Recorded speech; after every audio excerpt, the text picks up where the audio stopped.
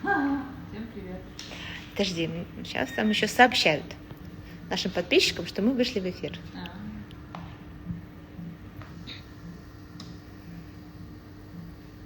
Так. Моя звезда, все уже Да. Александр, у нас уже подключаются. Супер, всем привет. Скажите, как нас слышно и видно? Нас видно? Меня-то точно должно быть видно. Вас никого не видно, к сожалению, поэтому я сегодня буду разговаривать с Олей. Оля будет мне помогать. А вы, надеюсь, будете дома все активно темперировать шоколад двумя способами. Присоединитесь к нам. Может быть, кто-то еще и третьим будет темперировать. Потом расскажете нам. Оля, есть ли у нас какие-то комментарии уже? Видно и слышно. Великолепного денечка желаю. Нет, нам сказали, что все... каких-то начинаний. Нам сказали, что видно и все слышно. Да. Ладно. Представься, Александра. Так, меня зовут Александра, я являюсь шеф-кондитером отеля Four Seasons. Опыт работы у меня именно кондитером порядка 7 лет. В принципе, в ресторанном бизнесе и в среде всего этого я уже сколько? 17 лет. Боже мой, какая старая. Вот, ну, то есть, в принципе, опыт у меня достаточно большой, с учетом того, что я очень сильно люблю учиться, всегда хожу на какие-то новые мастер-классы, всегда езжу на какие-то стажировки, ну, понятно, что сейчас это невозможно, но, тем не менее, мне есть что рассказать, и я с огромным удовольствием всегда с кем-то делюсь опытом, и, в принципе, у меня достаточно большой опыт обучения, потому что у меня большая команда, сейчас в моей команде порядка 10 человек, и постоянно нужно апгрейдить себя для того, чтобы что-то новое рассказывать людям. Поэтому, если есть какие-то вопросы, на которые я, быть может, не отвечаю в течение прямого эфира, но вы всегда можете их задать как мне в личку, так, собственно, и написать в личку нашего аккаунта, да, и всегда, как говорится, feel comfortable about this. Вот. Что-то еще нам пишут? Да, пока все представляют и машут нам. Давай расскажем, чем мы сегодня собрались. Да, вот, в общем, у нас сегодня социальный эксперимент, да, у нас битва, я бы сказала, кондитерская. Экстрасенсы. У нас, получается, сегодня есть задача понять, сколько времени мы потратим на темперирование шоколада в машине и сколько мы потратим времени на темперирование шоколада вручную. В чем основная проблема, с которой большинство людей сталкиваются, когда темперируют шоколад? Для того, чтобы работать с любым живым продуктом, а шоколад это живой продукт, нужно немножечко смотреть, видеть, чувствовать, понимать и учитывать еще температуру окружающей среды, влажность окружающей среды, бла-бла-бла, бла-бла-бла, да? Не всегда это получается сделать. Поэтому чем больше мы сделаем труд наш автоматизированным, да. Чем больше мы сделаем наш труд автоматизированным, как здесь это будет, тем будет нам легче достичь хорошего, правильного результата. Безусловно, ну, я так догадываюсь, что темперировать вручную, ну, то есть тем же способом, но вручную, получится, наверное, быстрее.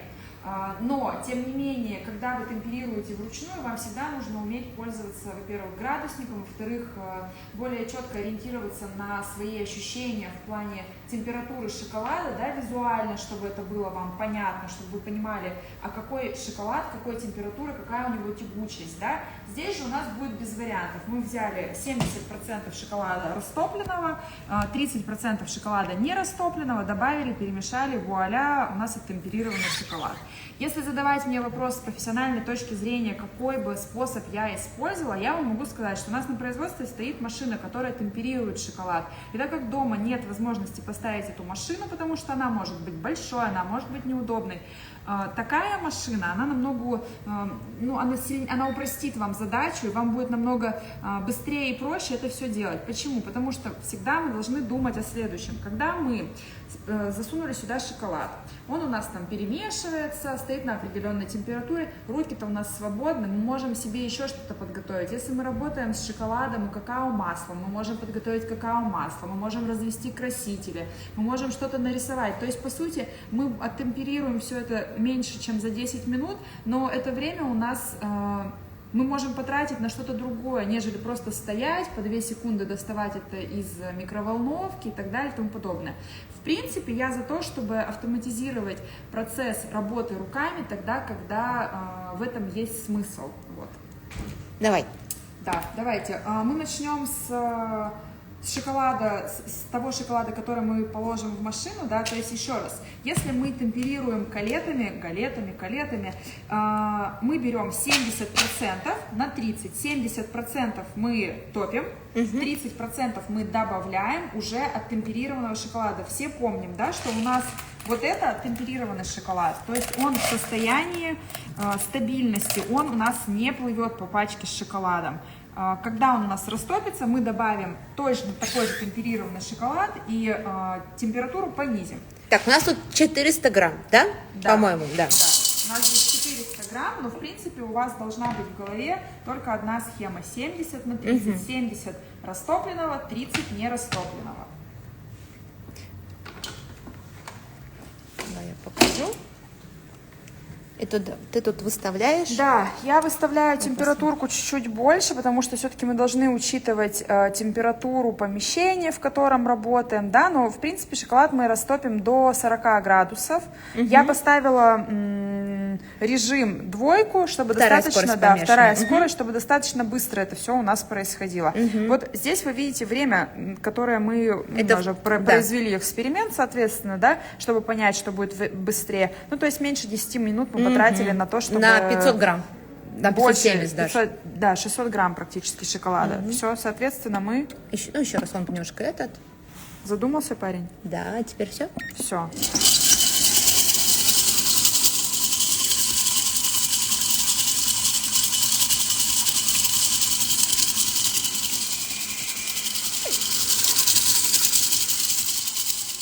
Ты чуть понизила скорость, да?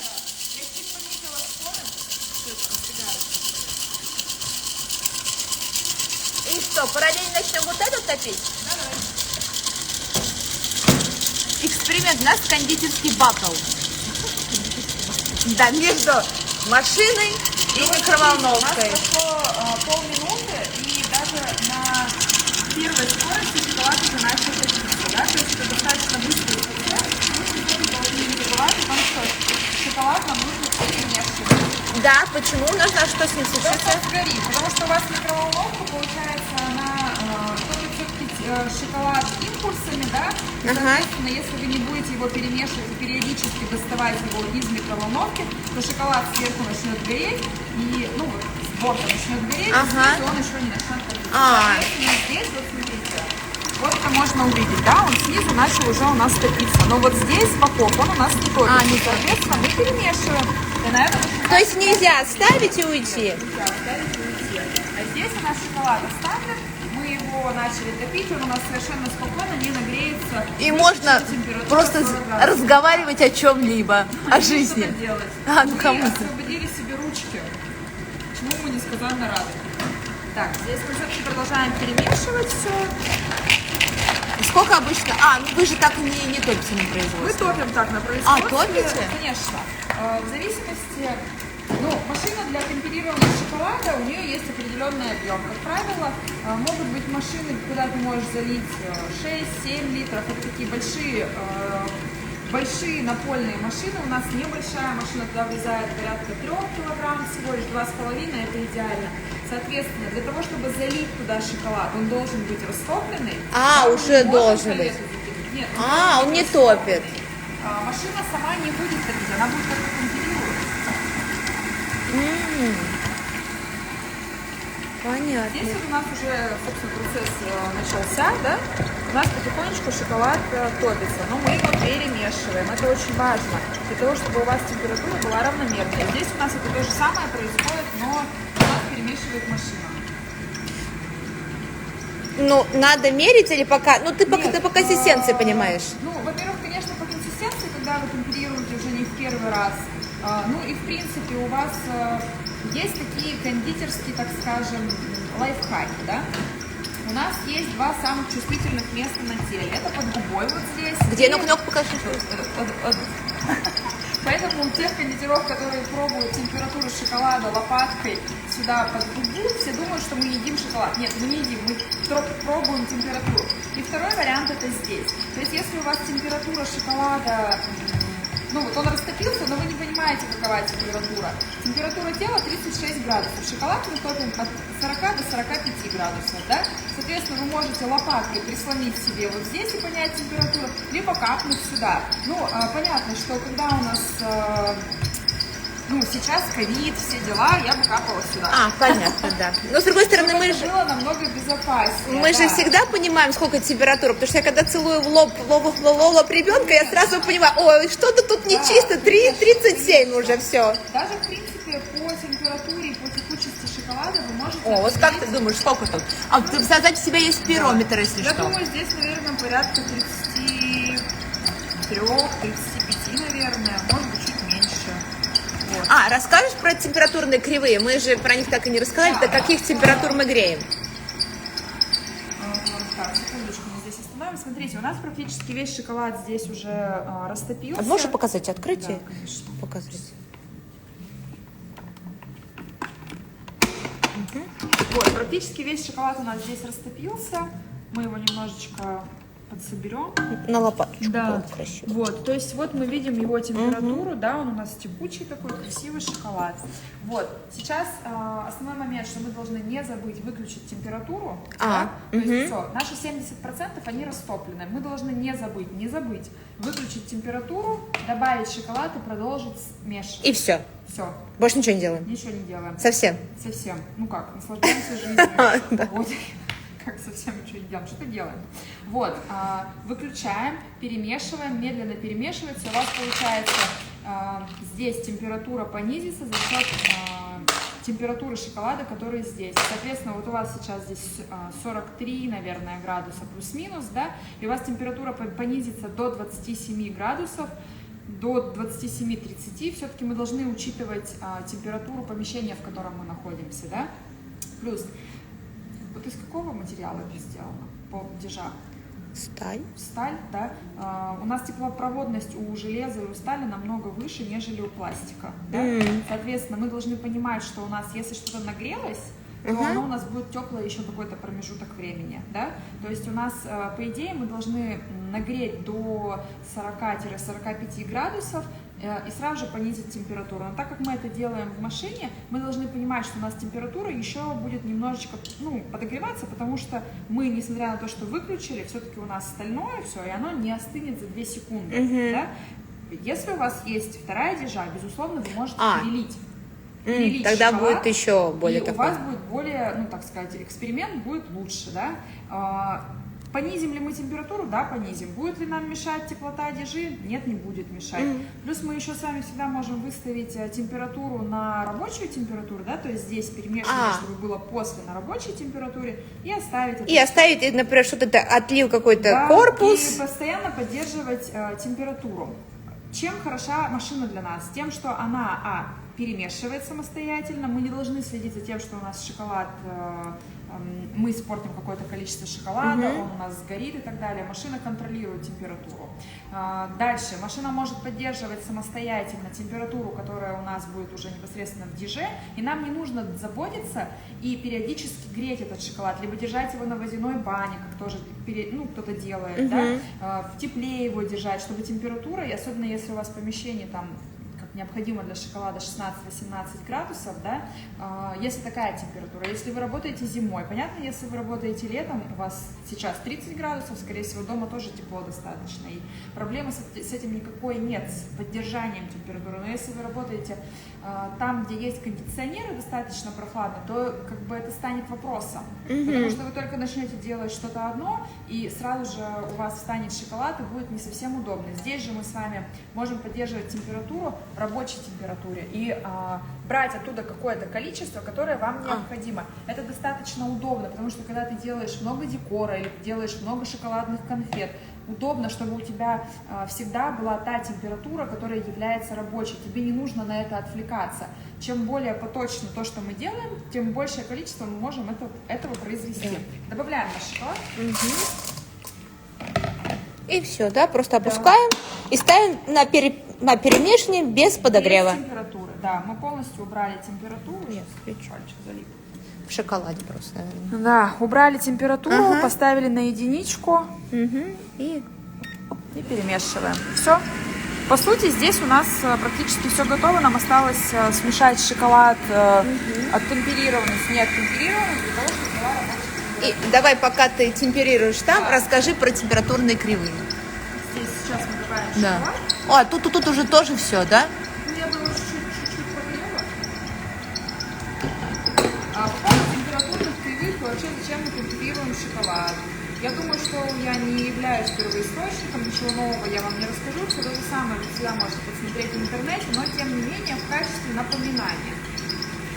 Здесь у нас с вами оттемперированный шоколад. Что значит оттемперированный шоколад? Это значит шоколад, который не будет таять в комнатной температуре у вас.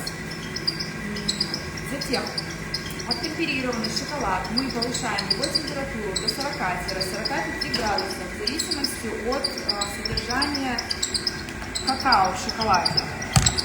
То есть у нас на пачке шоколада всегда написано количество содержания какао внутри, не какао-масло, а содержание какао. Сейчас у нас достаточно уже горячий шоколад, да, можно добавить все остальное. В зависимости, и как правило, вы также эту информацию можете увидеть на пачках сзади. Там написано, какой температуры должен быть шоколад, когда вы начинаете с ним работать. То есть у нас есть температура комнатная шоколада, в котором мы его храним. Затем мы разогреваем до 40-45 градусов. Затем мы понижаем температуру до 27-25 градусов. Затем мы делаем температуру рабочей 29-31 градус. И начинаем работать. Рабочая температура нам необходима для того, чтобы шоколад был более эластичным. 27 градусов, ну здесь уже практически у нас все смешалось. 27 градусов это температура, собственно, уже формирования новой кристаллической решетки. Про кристаллическую решетку. Подожди, а вот это все время руками перемешиваем. Тут еще важно помнить, что, ну вот смотрите, у нас здесь небольшое количество шоколада. Представьте, что вам нужно оттемперировать килограмм шоколада. Вот здесь у нас 600 грамм. Ну, килограмм бы ты бы колетами не стала, ты бы стала его по... Нет, я бы сделала по-другому. Я бы его оттемперировала на льду. На льду? Да. Ну, на самом деле, есть большое количество способов темперирования шоколада. На льду и тогда, вот интересно, как на льду. Если мы говорим про способ темперирования колетами, этот способ удобен тогда, вот именно такой, не такой, а вот именно такой. Тогда, когда вы делаете какую-то шоколадную скульптуру или что-то в этом роде. Для чего это делается? Даже очень часто бывает, что мастера, которые работают с шоколадными скульптурами, шеф-кондитеры, да, они уже в оттемперированный шоколад добавляют еще колеты, да, для того, чтобы структура была более, как сказать, менее хрупкая, для того, чтобы она была более стабильная, чтобы у вас ничего не сломалось. Если же мы говорим про обычную нашу жизнь, я предпочитаю темперировать большое количество, ну, допустим, от 3 до 5 килограмм шоколада я предпочитаю темперировать на льду. То есть такой тоже лайфхак большого производства. Мы топим шоколад, мы выливаем его в полусферу, которая не пластиковая. Берем 2 непластиковых боула. Полусфера одно и то же. Вот, мы ставим на ледяную баню. То есть, что такое ледяная баня? Ледяная баня это 30% лед, 70% вода. То есть у вас, по сути, получается вот так, снизу у вас плавает лед в достаточном количестве, чтобы охлаждать. И мы начинаем интенсивно тоже перемешивать. Да, но получается, что у нас горячий шоколад и охлаждается он снизу льдом. Соответственно, снизу тот шоколад, который быстрее встает, мы интенсивно перемешиваем с тем шоколадом, который еще горячий. Такой образ перемешивания, темперирования удобен, когда у тебя большое количество. Если же есть возможность использовать машину, то, конечно же, лучше использовать машину. Но иногда бывает необходимость в том, чтобы темперировать много шоколада. То есть, допустим, когда мы делаем шоколадные скульптуры, мне недостаточно 3 литров шоколада, с которым может справиться машина в течение, 20-30 минут. Мне нужно оттемперировать, допустим, 5 литров и еще 5 литров шоколада. И тогда, естественно, я уже подключаюсь сама со льдом. Кто-то темперирует шоколад в шокере. А, в То есть, шокере? да, в больших таких производственных замораживающих холодильниках. Кто-то темперирует на льду, кто-то темперирует на камне, на мраморе, как угодно. Ну, то есть, смотрите, вот у нас, по сути, мы мешали, болтали, Да. мешали, но у нас до сих пор еще не весь Давай шоколад покажу поближе. супер хорошо перемешан. А, да? вот калеты видно, да. Да, у нас еще есть небольшое количество. А вот Такой что делать? шоколад? Да, температуру нужно мерить, если опустилась до 27. Что, калеты вытаскивать? Нет, если вы берете правильное количество шоколада, важна пропорция. Если вы берете правильное количество шоколада, то есть 70 на 30, у вас это растопится. А, Вот через растопится. какое время вы это промешаете, да? А шоколад не остынет за это время? Ну, остынет, но он не остынет Да, ниже, до чем. той температуры, чтобы не растопить оставшийся шоколад. Можно, конечно же, это по чуть-чуть подогревать. Ой. Ну да, вот, но еще раз, когда вы работаете с шоколадом, супер важно, сколько у вас градусов в помещении. Очень многие забывают. А идеальная потому что у нас Все уже. Все, в принципе, Уже готово. все? А давай покажем. Давай. Вот, да, какая тут. Ой, какой он Коллеги еще красивый. немножко остались, но это уже не критично. Вот. А, ну они остались на самой этой. Да, в принципе, мы точно так же Насадки. можем замешать этот шоколад, да. Вот, мы видим, что здесь у нас все соединилось, и это той температуры, которая нужна. Сейчас мы еще домешаем остатки колет. Мы брали небольшое количество. Если вы возьмете дижа 5-литровая, правильно ведь? 6,7. 6,7. Если вы возьмете туда не больше 3 килограмм, то, в принципе, я думаю, у вас все будет идеально. То есть 3 килограмма, ну, как правило, я в такой диже, такое количество, да, замешиваю не больше 3 килограмм, потому что все-таки мы должны понимать, что машину нужно не убить, да, как можно дольше ею пользоваться, Да. и как можно с большим пиететом к ней относиться. Соответственно, когда мы берем супер большое количество и такие стоим, смотрим и ждем, что оно тут сейчас все замешается у нас срочно, ну, так не надо. Возьмите половину от объема, и у вас качество будет лучше. К чему я это? Поаккуратнее, пожалуйста. Поаккуратнее, с любовью. Вот, если здесь порядка 3 килограмм, то я думаю, машина справится с этим объемом. Здесь у нас небольшое количество, поэтому у нас колеты какие-то остаются на... На диже? Нет, не на диже, на насадке. Да, на насадке перемешивающие, вот, и, в принципе, как бы можно их аккуратненько снять. Если у вас большее количество здесь колет, то все будет хорошо. Я уверена в этом. Видите? Вот, перемешиваем. Перемешиваем. И если, например, мы не все сразу использовали, поставили 2, вот 27 или 31? Какой? Еще раз, все зависит От температуры. Не забывайте, это очень важно. Вообще, как ни странно, на кондитерку влияет все, начиная от температуры, заканчивая влажностью. Если вы думаете, что у вас в температуре оттемперированный шоколад, предположим, у вас температура в помещении сейчас, вот как у нас сейчас здесь, да, в Питере жара уже практически месяц. То есть, если вы думаете, что в температуре 25 градусов и в температуре 30 градусов и при влажности 50 шоколад будет себя очень хорошо и послушно вести, нет, не будет. Нужно учитывать влажность, нужно учитывать температуру окружающей среды и так далее и тому подобное. Это супер важно.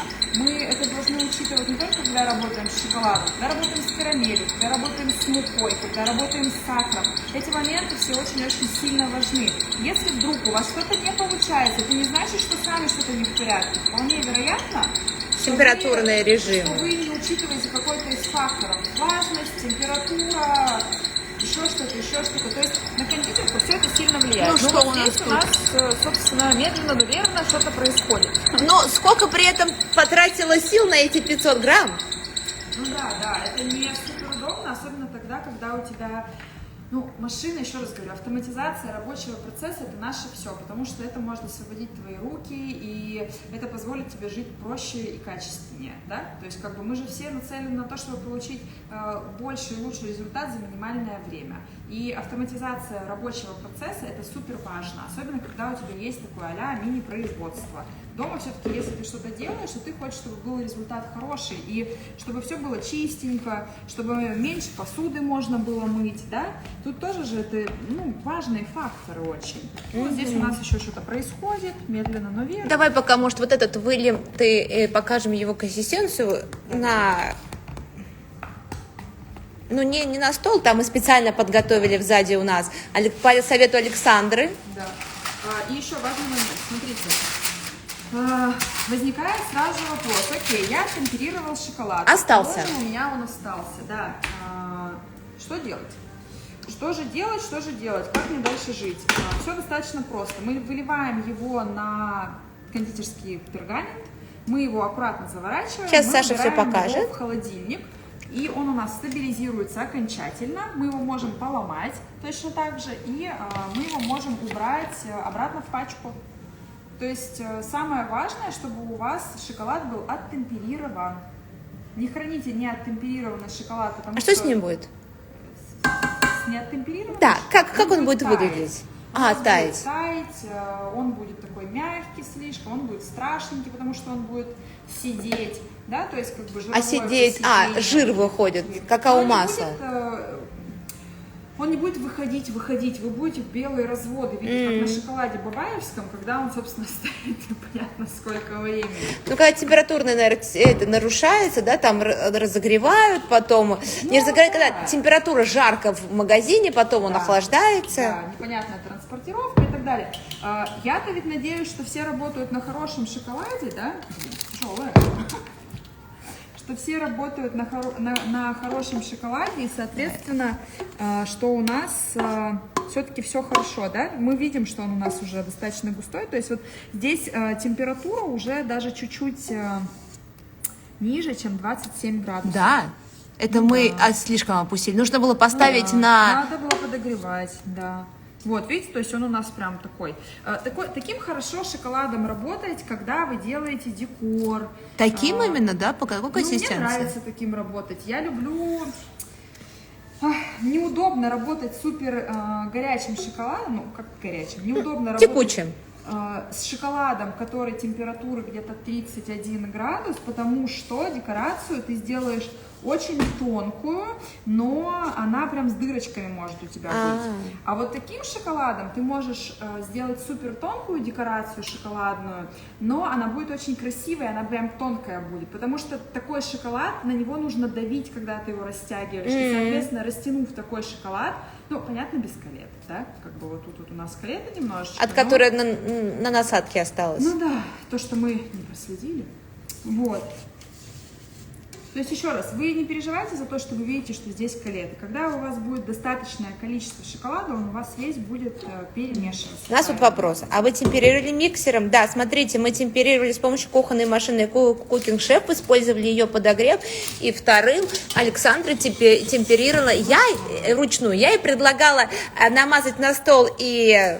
Да, но эксперимент был нечестный. Она сказала, что это нечестно, потому что, естественно, растопить и повозить, как правильно, повозить по столу, размазать по столу будет, естественно, быстрее. Но сколько вам затратится нервов, наверное, тоже, чтобы помыть саму поверхность. Все-таки нужно подобрать оптимальный для себя способ темперирования. Мы должны понимать, что если вы делаете что-то дома, не всегда есть возможность, не всегда есть навыки, не всегда есть умение разлить шоколад правильно, собрать правильно шоколад, нужно правильно держать шпатель. Большинство не умеют пользоваться шпателем именно в профессиональном плане. У вас были шпатели? Я ее уже убрала. Убрала, ну окей. Будет повод для второго прямого эфира. Конечно. Нужен навык. Когда у вас что-то дома, и вы хотите что-то сделать красивое в небольшом количестве, механизируйте свой труд. Это будет намного проще, намного будет удобнее, намного чище, потому что не нужно будет ничего потом в таком количестве намывать и так далее. Ну, то есть, вот вы видите, да, по сути, как бы... Вот, да, Саша, если бы она работала только с машиной, то... Вот, собственно, вся грязь, которая у меня есть. Чем меньше, шоколад же это еще все жирное, правильно? Это же мыть надо все. Здесь это удобно. Ты залил горячей водой, вылил. Саша, у нас еще вопрос. А можно ли охлаждать миксером для темперирования? Нет, мы не охлаждали, Александра. Скажи вкратце, что мы охлаждали способом колеты. Да. Мы можем нагреть, добавить еще раз туда колеты, и температура у нас понизится. И просто постоянно перемешивать. добавляем, температура понижается, и потом мы температуру поддерживаем. То есть функция охлаждения пока что нет, но это пока что, я надеюсь. В процессе. Была бы, да, очень удобная функция, я именно говорю это с позиции профессионализма. Да, то есть, как бы, я считаю, что такие машины, как Kenwood, жизнь очень сильно облегчают. Это очень важно. Вот. И что у нас, давай пока вот это уберу. Да. И вот тут давай. У нас еще, собственно, все нужно мешать и мешать. То есть, как бы, нужно было интенсивнее перемешивать это все, и все бы у вас растопилось, да. А если вот мы не так активно, как ты, перемешиваем, нужно подогревать. Ну, а если я пропущу? Температуру вы пропустите, все что? добавлять. Это называется танцы с бубном. То есть я такое не люблю, мне такое не нравится. Но это опять-таки, если вы хотите понять, какова температура, где нужно что-то добавить, убавить, туда-сюда, это важно. Захотите ли вы это делать каждый раз? Ну, честно, я не уверена. Зададите вы мне вопросы, чем бы я воспользовалась? Машиной. Да, ну, потому что есть вещи, на которые действительно есть смысл тратить время, а есть вещи, которые ты можешь делать машине, и машина с радостью это сделает, и все будут счастливы, ты счастлив, посуда чистая, все довольны. Китель чистый. Самое главное. Чистый. Китель чистый. Может, еще какие-то вопросы? Пока нету. Ну вот, вопросов нет. Ну, что такое? Так, а если мы добавляем калеты вместо ручного перемешивания, применим миксер, все получится? Ну, вот да, как Александра, да. Давай расскажем нашу пропорцию. 70. Так, все запоминаем. Во-первых, основная пропорция 70/30. Это очень важно.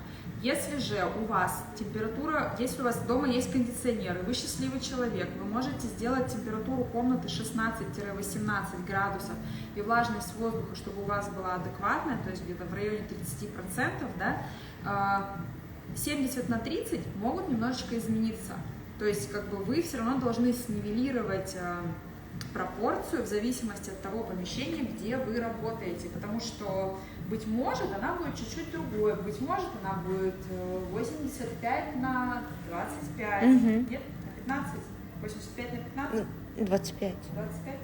Нет, 15. 15, да, это было 75, это было 15, 85 на 15 и так далее. Это все опытным путем. Ну что ты делала? Ты положила в чашу Cooking Chef, поставила сколько температуру?